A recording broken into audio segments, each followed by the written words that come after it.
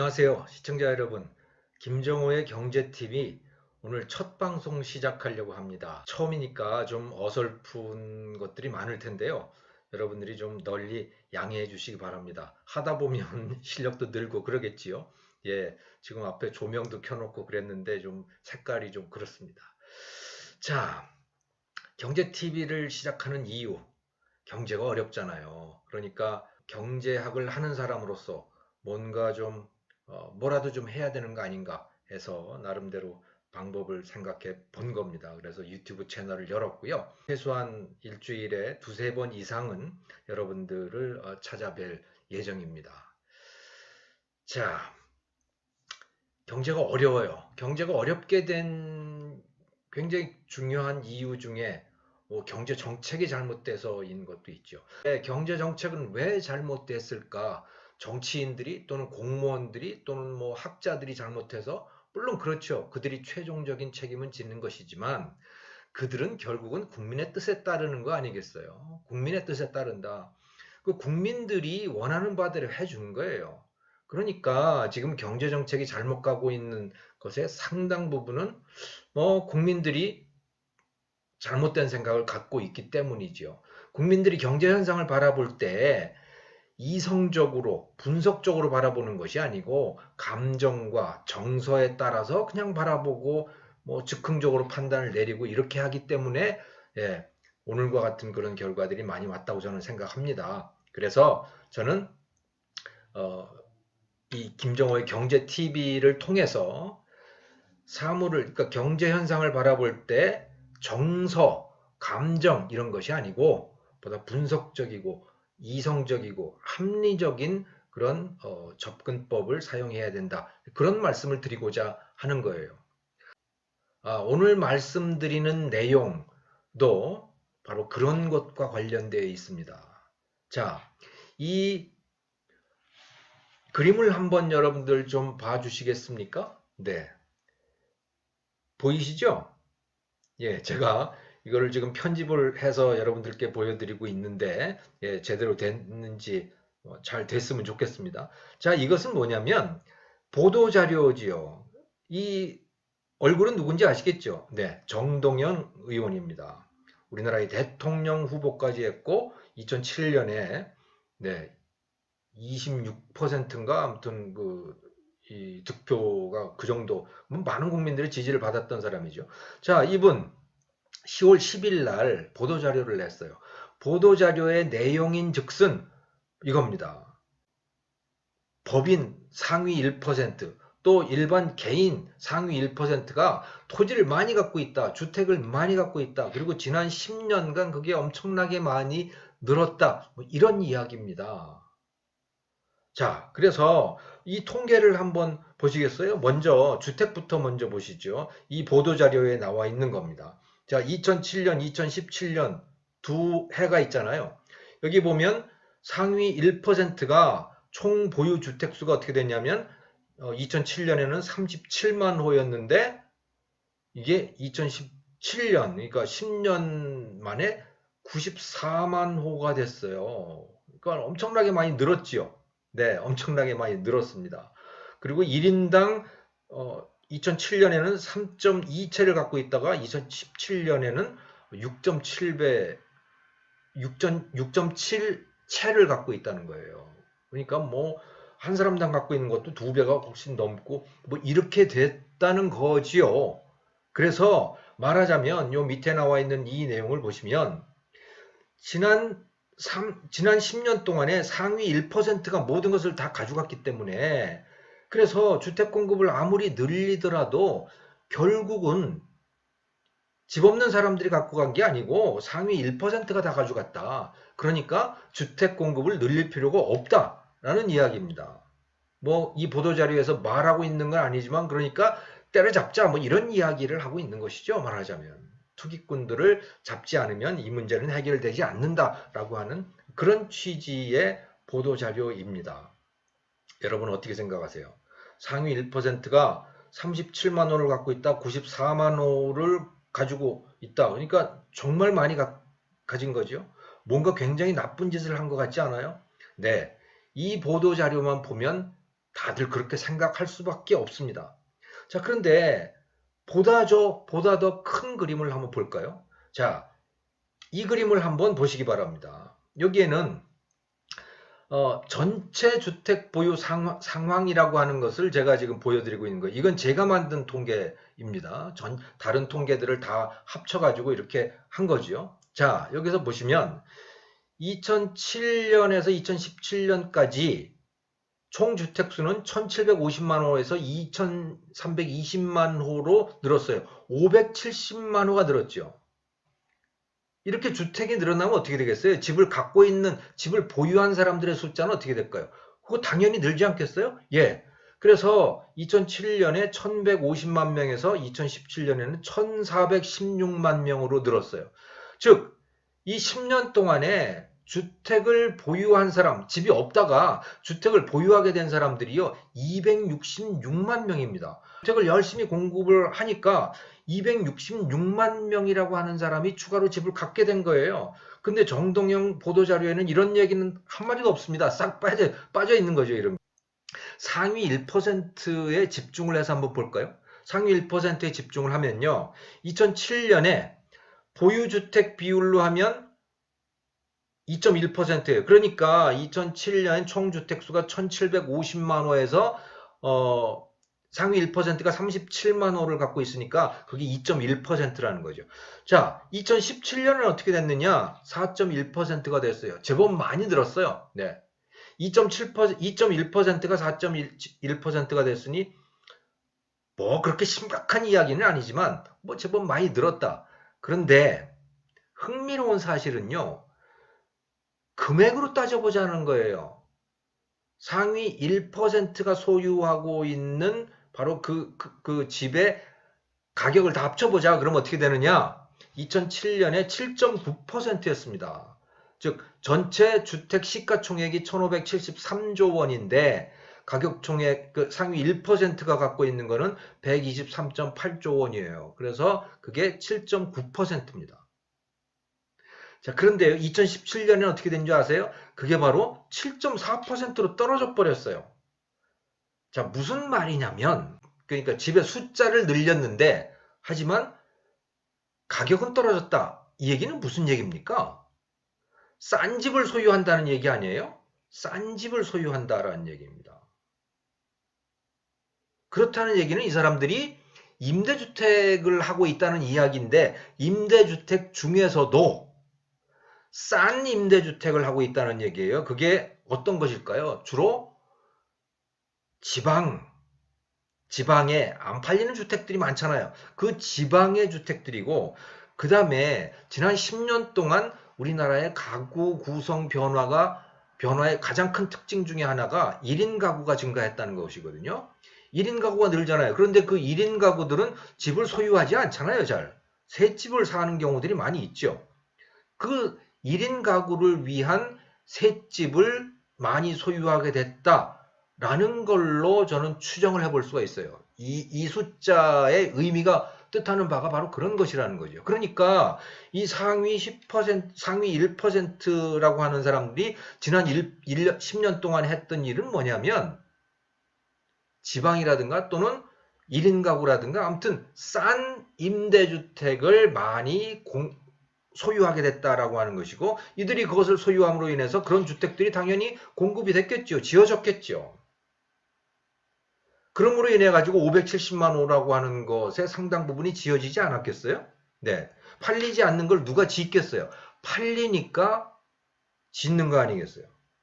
그런데 이 사람들의 소유, 그 상위 1%의 주택 보유 수요의 특성이라고 하는 게 뭐냐면 여러 채를 소유하되 싼 거를 소유한다. 그러면 그건 누구를 위한 임대주택이냐? 1인 가구라든가 지방이라든가 신혼부부라든가 뭐 이런 사람들을 위한 임대주택이라고 보면 될 거예요.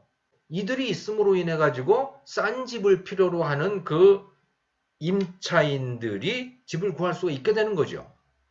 이런 순기능이 있는데 이것을 전혀 도외시하고 완전히 무시해버리는 거죠. 단순히 그래서 그냥 상위 1%가 몇 채를 가졌다 라고 하는 것만 부각을 시켜놓는 거예요. 그러니까 이건 뭐 거의 가짜뉴스 수준 아니겠어요? 가짜 뉴스 수준이다, 이게. 예. 자, 토지에 대해서 한번 생각을 해볼까요? 토지의 보도자료 내용이 이런 게 있습니다. 상위 1% 재벌 대기업 보유 토지 규모가 2.4배로 증가했대요. 네, 2.4배가 증가했습니다. 즉, 상위 1% 법인이 갖고 있는 땅이요, 25억 7천만 제곱미터에서 61억 8,200만 제곱미터로 2.4배가 늘어난 거예요. 2.4배가 증가한 거죠. 네. 와, 그러니까 법인 상위 1%가 뭐 그동안에 엄청나게 땅 소유를 늘렸잖아요. 네. 이건 사실입니다. 여기까지는 팩트예요. 그런데 그 이상은 얘기를 안 합니다. 그 이상은 뭐냐? 숨어 있는 팩트가 뭐냐, 여기에. 그 상위 1%가 도대체 몇 개냐라고 하는 거예요. 상위 1%가 도대체 법인 몇 군데냐? 자, 그래서 제가 한번 다른 통계들을 쭉 찾아봤습니다. 도대체 우리나라의 법인 사업자들의 숫자가 어떻게 바뀌었는가를 한번 찾아봤어요. 그랬더니요, 바로 이 표입니다. 2007년에 법인 사업자 수가 47만 9천 개였어요.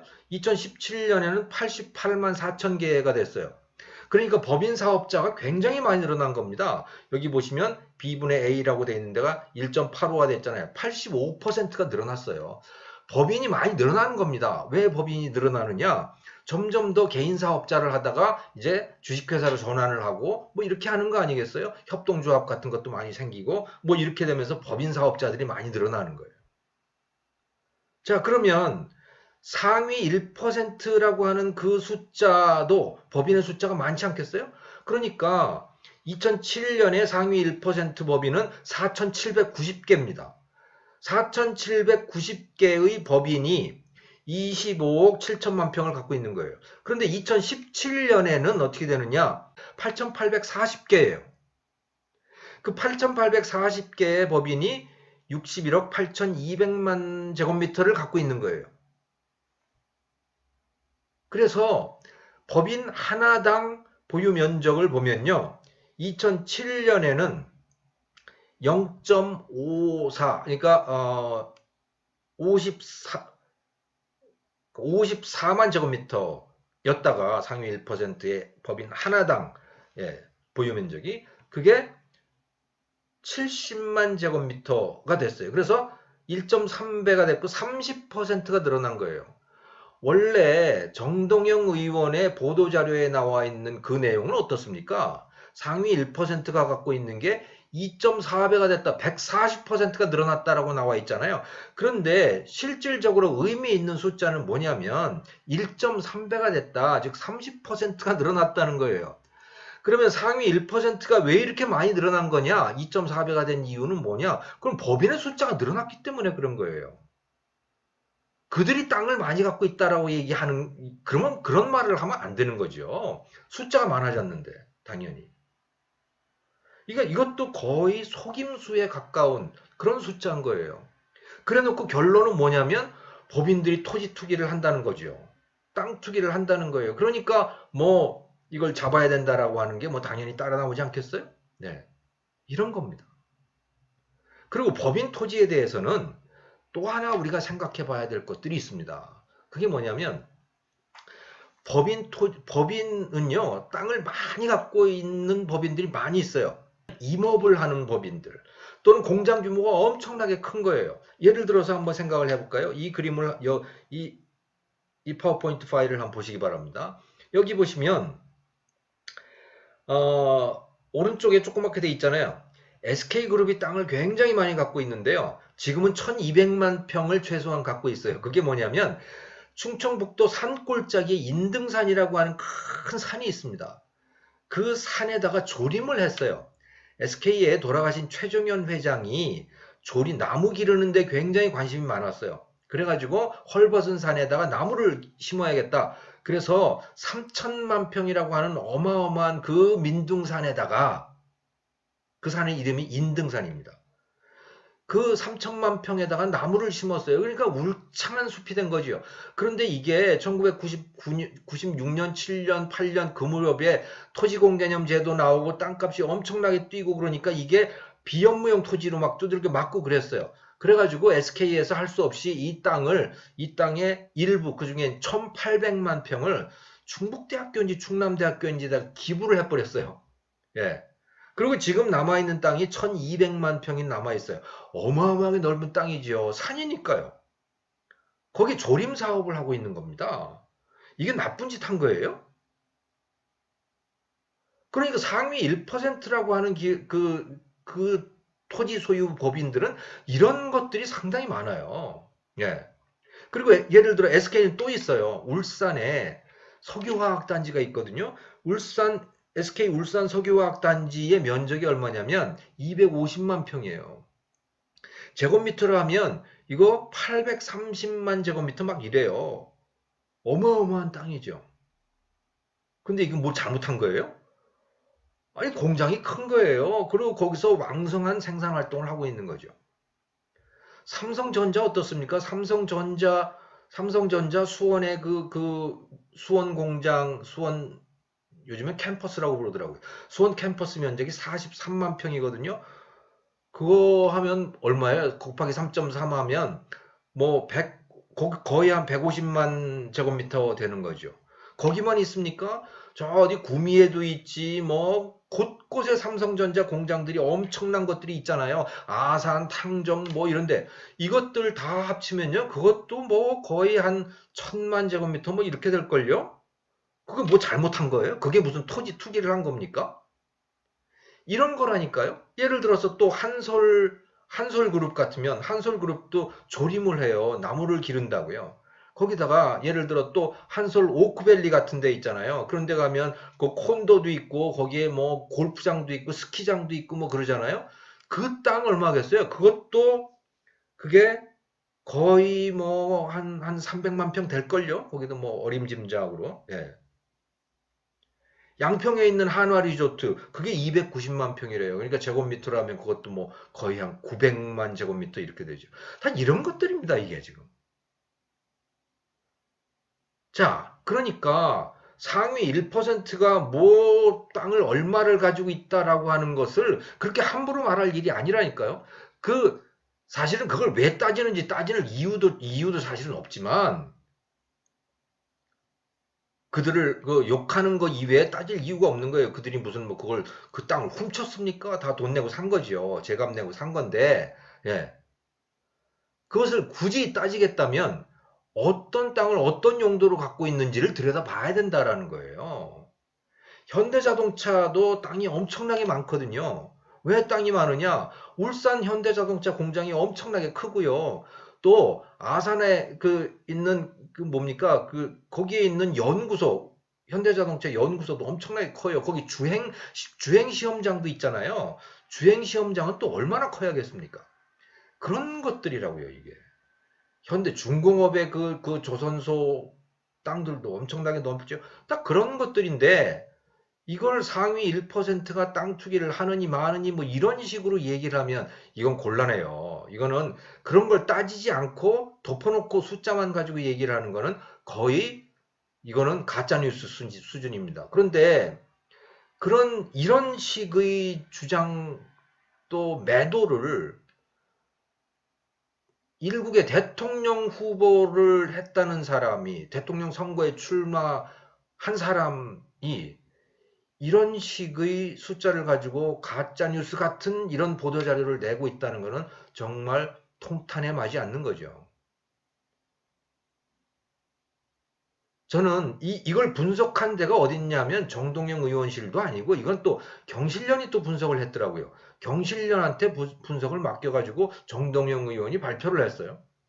저는 경실련이라고 하는데도 참, 야, 이제는 도저히 이 사람들 못 믿겠다. 이딴 식의 분석을 하는 그런 단체를 어떻게 믿느냐? 경실련이 한때는 괜찮은 단체인 때가 있었어요. 그런데 점점 더 보면 일종의 무슨 좌파 빨치산 같은 뭐 그런 성격으로 변해가고 있는 거 아닌가 하는 그런 느낌까지 굉장히 강하게 받는 거죠. 자, 이 사람들이 이런 식의 상위 1%가 뭐 어쩌고 하는 이런 식의 분석을 자주 내놓는 이유는 말이죠. 국민이 아주 쉽게 속기 때문이에요. 국민은 속고 싶어 하지요. 왜? 상위 1%그 부자놈들에 대해서 그들이 나쁜 놈들이라고 하는 소리를 듣고 싶은 거예요. 그건 뭐 인지상정이죠. 하지만 최소한 김정호의 경제TV를 듣고 계시는 여러분들만이라도 이제 그 상위 1%라고 하는 말에 속지 마세요. 상위 1%라는 그런 제목으로 뭔가가 나오면 일단 의심부터 하고 보십시오. 그래서 이제 이 가짜 뉴스성의 그런 경제 지식을 분석하고 그 진실이 무엇인지를 알려드리는 그런 내용이 있고요. 또 경제 상식을 여러분들께 알려드리기도 할 것이고, 또 이제 저도 할아버지가 됐는데 할아버지 하면 옛날 얘기 아니겠어요? 그래서 한국 경제의 발전과 관련된 옛날 이야기들도 예, 즉 한국 경제의 발전 역사에 관해서도 이제 말씀드릴 기회가 있고 그렇게 될 것 같습니다. 자, 그래서 오늘 첫 방송을 했는데 구독자들에게는요, 스트리밍이 나갈 때 미리 스트리밍이 며칠 날 몇 시에 나간다라고 하는 그런 예고가 나가게 되어 있습니다. 그러니까 구독을 많이 눌러주셔서 저를 응원해 주시기 바랍니다. 네, 여러분 감사합니다.